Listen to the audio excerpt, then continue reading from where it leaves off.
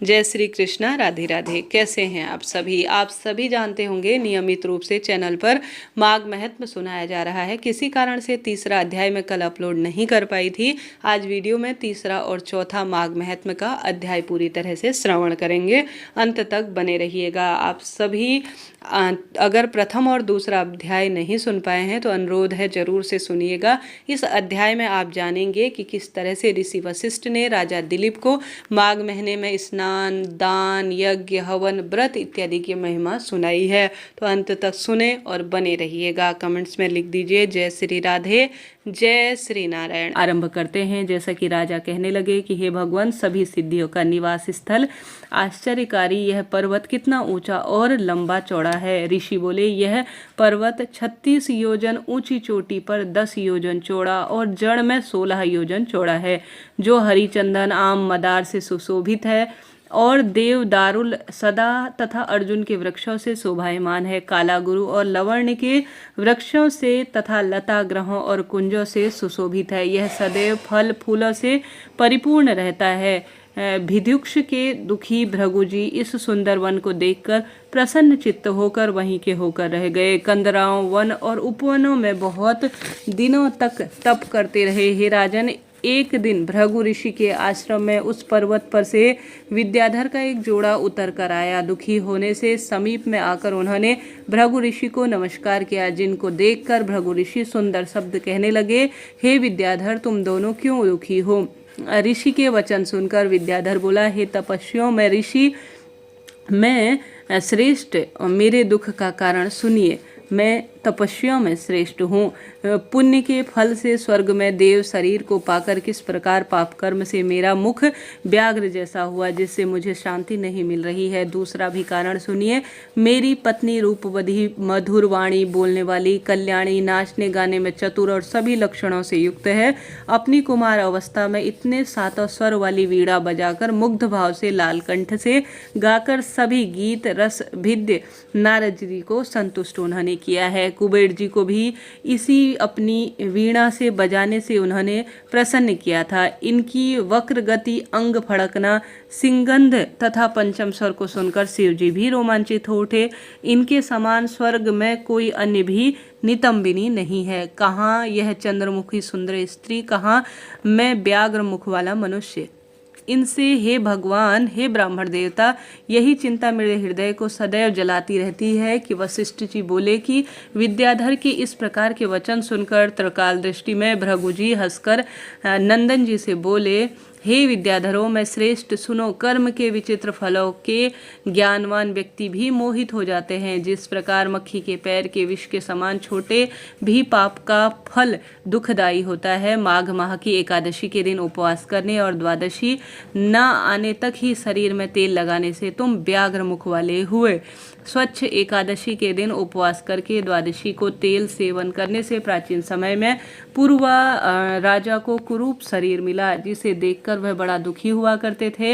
एवं हिमालय पर्वत पर देव सरोवर के किनारे पर वह गए।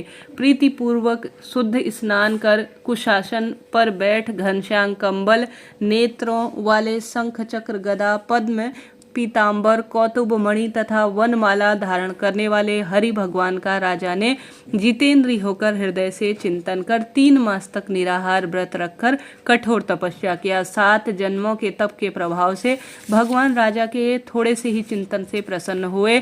मकर सूर्य में माघ माह की शुक्ल पक्ष की एकादशी को भगवान ने प्रसन्न होकर अपने शंख से राजा को पवित्र किया तथा उनके तेल लगाने को बात को याद दिलाया। उनको बहुत सुंदर रूप प्रदान किया, जिससे रूप को देखकर देव नायिका उर्वशी उन्हें चाहने लगी। इस प्रकार का वर पाकर राजा अपने नगर की ओर चला गया। हे विद्याधर, इस प्रकार की कर्म गति को जानकर क्यों दुखी होते हो? यदि तुम इस दैत्य कुरूपता को छोड़ना चाहते हो तो शीघ्र ही पुराणों में कहे गए पापों को तुम्हें नष्ट कर कर मणिकूट नदी के जल में माघ स्नान करना होगा। और साथ ही माघ महीने के महत्व को सुनना होगा। माघ महीने का स्नान तुम्हें पूर्ण फलों की प्राप्ति देगा। जहाँ ऋषि सिद्धि देवता इत्यादि निवास करते हैं, इनकी विधि मैं तुम्हें बतलाता हूँ। तुम्हारे भाग्य से माघ माह 5वें दिन ही आएगा। पूष महीने के शुक्ल पक्ष की एकादशी से लेकर माघ शुक्ल पक्ष की एकादशी तक 1 महीना पृथ्वी पर शयन करना, निर्जल निराहार रहकर त्रिकाल स्नान करो, सभी भोगों का त्याग करो, जितेंद्रीय रहकर तीनों समय भगवान विष्णु का पूजन करने से तुम सभी पापों से छूट जाओगे। तब मैं द्वादशी के शुभ दिन में आकर पवित्र जल से शिव जी के स्रोत और मंत्रों से तुम्हारे मुख कामदेव के समान कर दूंगा। हे विद्याधर, जब इस वरवर्णी के साथ सुखपूर्वक क्रीड़ा करोगे, माघ माह के प्रभाव को जानकर सदा माघ स्नान करो। हे राजेंद्र, इस प्रकार सर्वज्ञ महात्मा भृगु जी ने विद्याधर को एक गाथा फिर सुनाई।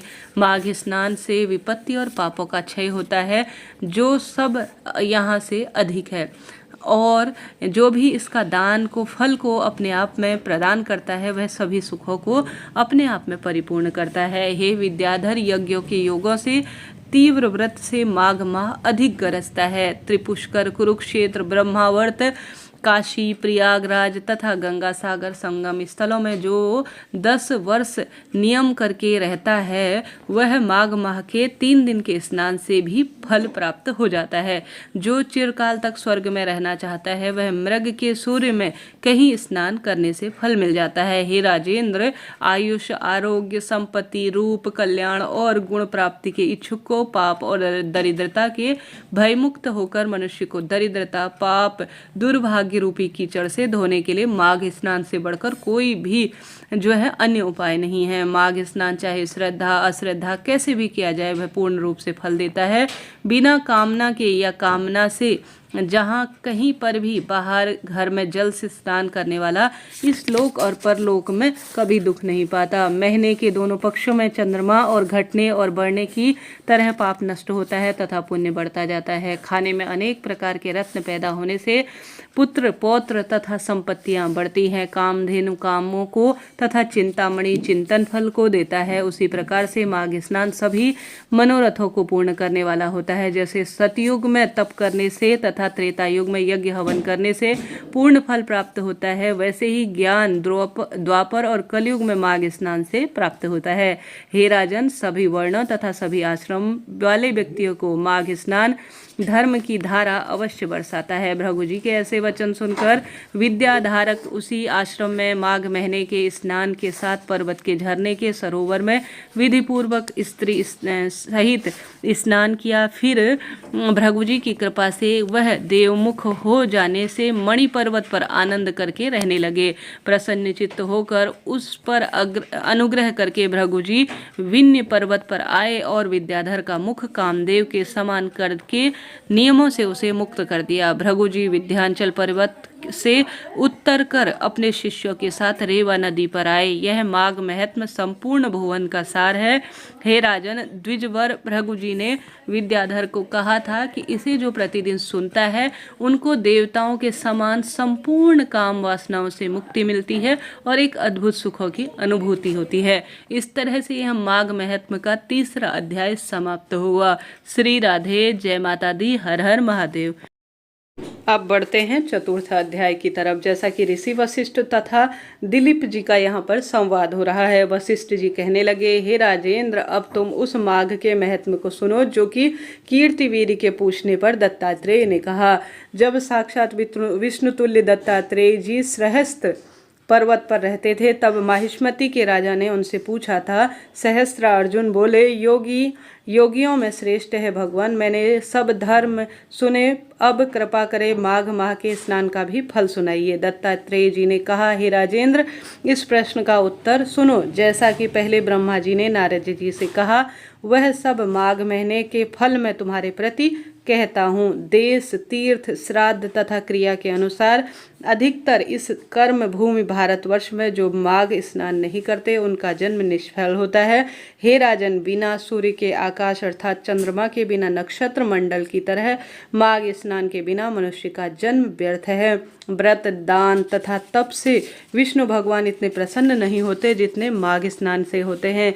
जिस प्रकार सूर्य के तेज में समान दूसरा तेज नहीं है, उसी प्रकार माघ स्नान के समान दूसरे यज्ञ, कर्म इत्यादि नहीं है। भगवान वासुदेव के प्रेम के लिए, सभी पापों का नाश और स्वर्ग पाने के लिए मनुष्य को माघ स्नान अवश्य करना चाहिए। यदि वह पुष्ट, बलवान, अनित्य तथा शुद्ध शरीर माघ स्नान के बिना रह जाए तो इससे कोई भी जो है बड़ा लाभ का नहीं है। यह शरीर हड्डियों का खंभ और नसों से बंधा है, मांस के टुकड़ों में मड़ा है, साथ ही चर्म से ढका हुआ है, दुर्गंध सहित और मलमूत्र का स्थान है। यह बुढ़ापा, शोक और विपत्ति से परिपूर्ण रोगों का घर, आतुर, गंदगी, अनित्य तथा सब दोषों का आश्रम है तथा दूसरों को दुख देने से दुखी, दूसरों के द्वेष से द्वेष करने वाला, ईर्ष्या, लालची, पिसुन और क्रूर, कृतज्ञ तथा क्षीण मात्र है। दूषित तथा दुष्ट, इन तीनों दोषों से यह परिपूर्ण है। अपवित्र पदार्थ बहाने वाला तथा छिद्र सहित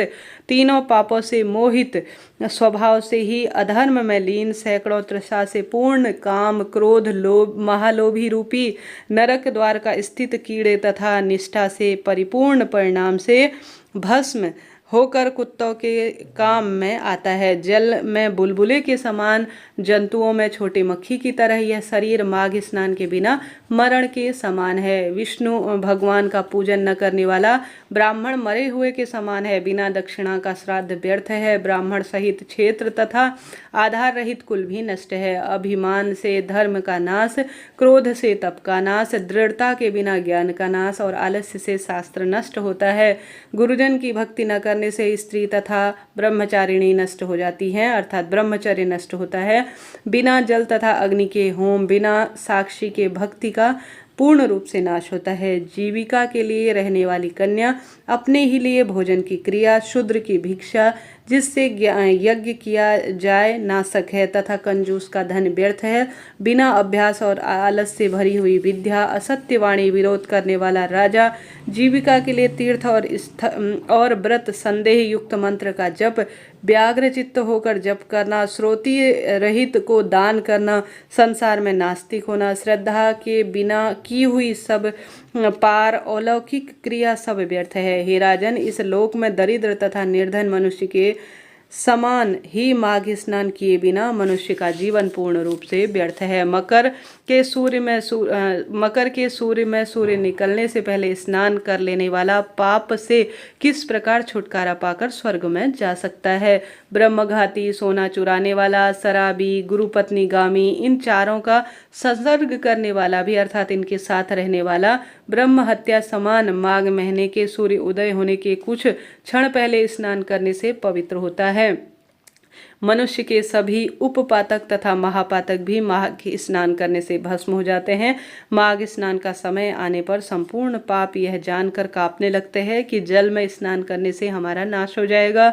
मेघों से मुक्ति पाकर चंद्रमा के चमकने से समान श्रेष्ठ मनुष्य माघ मास के अग्नि की तरह प्रकाशमान हो जाते हैं। वाणी, मन तथा कर्म से किए हुए छोटे तथा बड़े, नए पुराने सभी पाप माघ स्नान से पूर्ण रूप से भस्म हो जाते हैं। वह मकर के सूर्य में स्नान मात्र से ही अग्नि में संविधा की तरह नष्ट हो जाते हैं। पाप रहित मनुष्य माघ स्नान से स्वर्ग में जाते हैं तथा पापी लोग अपवित्र हो जाते हैं। हे राजन, इसमें कुछ भी संदेह नहीं है। हे नरप्रिय, विष्णु भगवान में भक्ति करने की तरह पाप नाश करने का माघ स्नान करने का भी बहुत बड़ा अधिकार है। यही सबसे बड़ा मंत्र तथा तप है। अपूर्व माघ माह ही सबसे बढ़कर प्रायश्चित है। पूर्व जन्मों के अभ्यास से ही मनुष्य की मति माघ स्नान करने की होती है। जिस प्रकार जन्मांतर के अभ्यास से ही अध्ययन करते हुए की कुशलता होती है, उसी प्रकार अपवित्रों को पवित्र करने वाला यह सबसे बड़ा तप है। यह संसार रूपी कीचड़ को धोने की पवित्र वस्तु है। हे राजन, सभी मनुष्यों को फल देने वाला माघ स्नान जो नहीं करते वह चंद्र और सूर्य के समान भोग कैसे भोग पाते हैं। तो इस तरह से यह माघ महात्म्य का सुंदर वर्णन ऋषि वशिष्ठ द्वारा किया गया है। आप सभी ने दोनों अध्याय एक साथ सुने, आपका धन्यवाद और आभार। किसी कारण से मैं कल तीसरा अध्याय नहीं पढ़ पाई थी, तो इसलिए मैंने आज आपको तीसरा और चतुर्थ अध्याय दोनों सुनाया। आपने यहाँ तक मुझे सुना, पूरी बात सुनी, आपका बहुत बहुत आभार। चैनल को लाइक करें, शेयर करें नियमित रूप से। अब आपसे वादा करते हैं कि रोज माघ महात्म्य आपको सुनाया जाएगा। वीडियो उचित उपयोगी रहती है तो लाइक करें, शेयर करें, सब्सक्राइब करें। कमेंट्स में हर हर महादेव, जय माता दी, जय श्रीमन नारायण लिखना ना भूलें।